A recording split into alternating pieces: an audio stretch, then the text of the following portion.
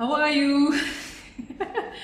I'm tempted not to shout, but my name is Purity, and I love God. I love God because I have seen Him change my story, and do so many things in my life. So today is a very beautiful day. One, because we are alive. Two, because God is for us. And three, because we get an opportunity to hear a bit of my story and the motivation and the reason why God has put me in this place to want to share about the mind.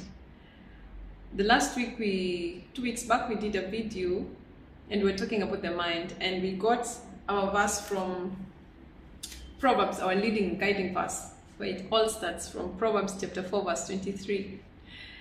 The New Living Translation says, "Guard your heart above all else, for it determines the course of your life."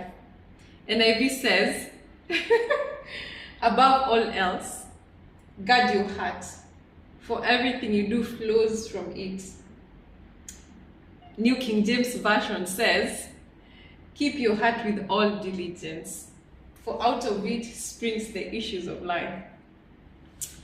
So I just want to give you a background story about how God began this journey in me. It wasn't a long while ago. So by the grace of God, I have been in faith for a number of years. So by default, you would assume that if someone is a believer, we should see them growing, like from class 1 to class 8, or from grade 1 to grade 12, or from year 1 to year 13, depending on how logically we see processes and how we see growth. That's how many times you look at Christians and you're like, if you're a believer, you should not be doing these things.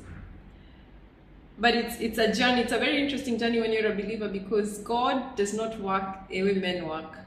God, in His loving kindness, picks something that He wants to perfect to make us more like Him, and helps us go through situations that cause us to be challenged, that cause us to be refined, that cause us to come out beautiful, pure as gold. That's the heart of a loving Father. So back to the story.